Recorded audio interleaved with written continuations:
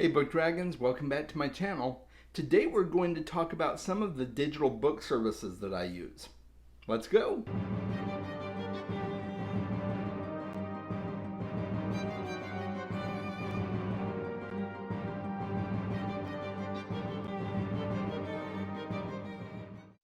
Thank you to my patrons. I really appreciate all you do to support the channel.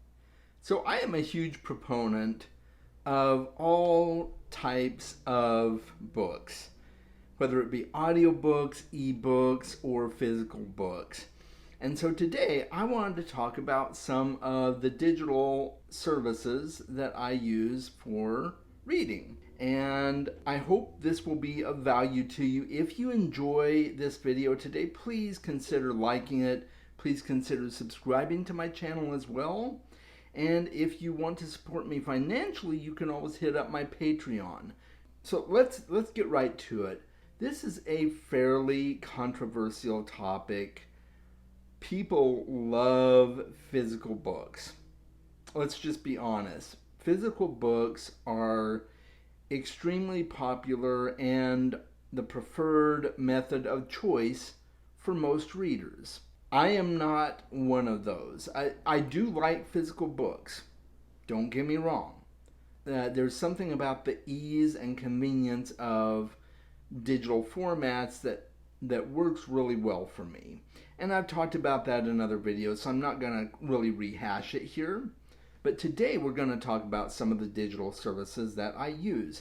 And because I read on Kindle, we're going to start with Kindle Unlimited. Kindle Unlimited is Amazon's subscription service, $9.99 a month. I think you can subscribe for a year and get it for less. I might be wrong. $9.99 a month, and you get unlimited access to all books that are set up under the Kindle Unlimited banner. So a lot of self-published authors use Kindle Unlimited because it's just another avenue for them to get recognized and seen by new readers. It's really easy to download a book if you subscribe to Kindle Unlimited too, right? You just go to the library on your Kindle and tap on Read Now, and you're there. You're done. That's it. So it's a really convenient tool that Amazon has set up for you to be able to read books for free. Well, it's not really free, right? It's $9.99 a month, but you can read unlimited books in a month. You can have 10 books at a time checked out with the service. And it's just a really great way if you read a ton of books, and especially if you read a lot of self-published books, you can get a lot of books read in that month's time, right? It's been kind of hit or miss for me, I will admit. I do subscribe to the service. I've used it some months more than others, but I do really like it. If I had one gripe, it would be that you pay so much money to Amazon already, or at least most households do. Couldn't they just wrap it in with the Amazon Prime service and you just pay your yearly fee and that's it? You get Kindle Unlimited with it. Jeff Bezos doesn't care what I think. He makes enough money and he wants to make more money, so they don't put it in the subscription service. That's my only beef with the service, really. There are a lot of traditionally published books, popular authors even, that are on Kindle Unlimited as well. Or at least sometimes they will pop up on Kindle Unlimited for a limited time. Unlimited for limited. Yeah, you get it. So Kindle Unlimited is a really great service. For right now, it benefits me for what I use it for, so I think it's a worthwhile way to spend my money. There are other ways, though, to get books, and I mean free books. It's called the library. But maybe you don't want to go running to the library all the time. I know I sure don't.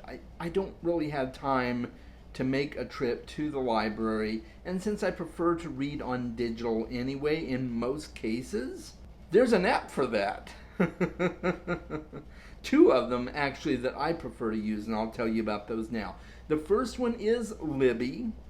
Libby works with a service called Overdrive. It's a national library service digital service, and it allows you to download books with your library membership to your device. Now, you can read on your phone. You can also, with Libby, download to your Kindle if you have a Kindle. They do have a partnership with Amazon.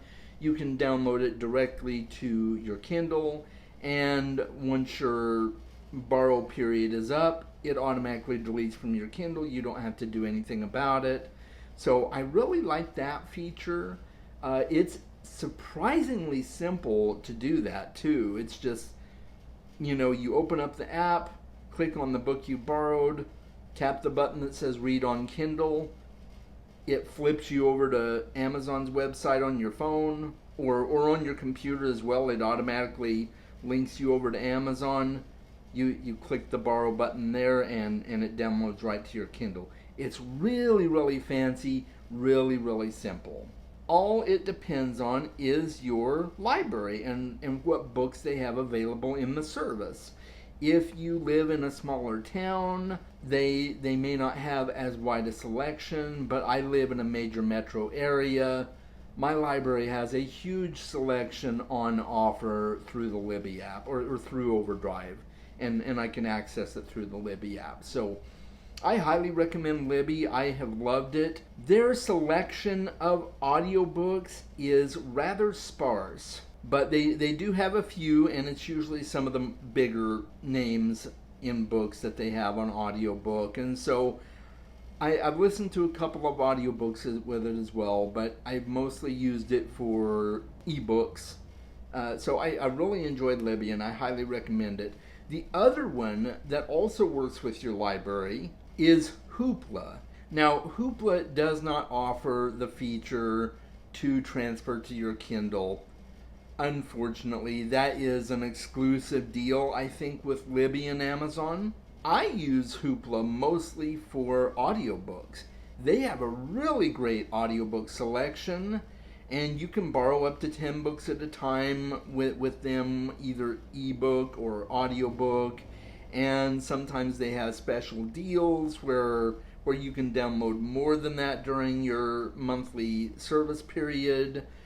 They also have movies you can watch and stuff right through the Hoopla app. So Hoopla, I think, is probably my favorite of the two services. It's really user-friendly, easy to navigate. They aren't going to have every audiobook that you want to listen to. But then again, Libby doesn't either, honestly.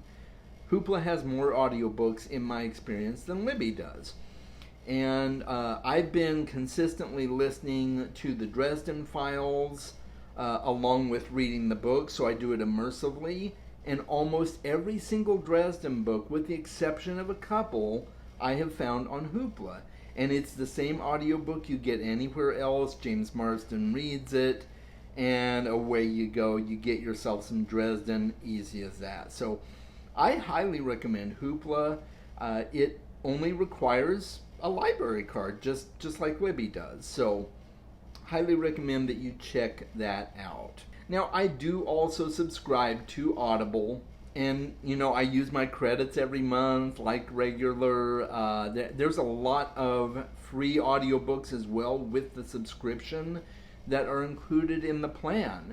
So you could conceivably buy a bunch of audiobooks that you want to listen to and also just download a bunch of free audiobooks during your monthly subscription period, and it's all right there for you. The free titles don't cost you anything additional, and I think it's a win-win. There's several books that I've had my eye on as part of my subscription that are free to download, and because otherwise, even though you subscribe to Audible, you pay the $14.99 a month or whatever, you get your credit, but if you want to buy other audiobooks, if you've used up your credit, you still have to spend money on them even though you paid a subscription fee. Again, Amazon, you should probably fix that, but it's Amazon, guys, so it's a really great way to get some more value for your money by utilizing the free titles. I believe Animal Farm is still free on there. There's a couple of Audible exclusives by John Scalzi that are on there, crime novels, detective novels that he's written. There's some really cool stuff on there, and they have audiobooks for pretty much everything, with very, very few exceptions, and it's really only obscure titles that you find to be those exceptions. I have never found a mainstream, well-known book that is not in Audible format. Audible is a great resource. I highly recommend it. There is one service I'm going to talk about that I do not subscribe to. I will probably do a free trial of it at some point just to utilize it and see what it's like. And that is Scribd or Scribed. I've heard it called both, but I say Scribd. And it is basically very similar to a lot of the subscription services out there. I think it's $9.99 a month for the base plan, and you get access to their entire library of ebooks, audiobooks, and it's kind of in between Audible and your other services like Libby and Hoopla, because they have a larger selection of books probably than those library apps do, but not quite as big a selection as Audible. So this is one of those situations where it really benefits you to diversify your holdings. So you have your library apps, you have your Kindle Unlimited, you have your Scribd, whatever. You have your Audible membership, and granted, you don't need to pay for any of those services. You could just utilize the library apps and then buy all your other books. You don't have to do the subscriptions, right? But they're there, and I think they're beneficial. I find that they are, with the exception of Scribd, which I have not tried yet. One day I will. But those are the digital book services that I utilize. Are there others that you have started utilizing that I didn't mention in today's video? Let me know in the comments.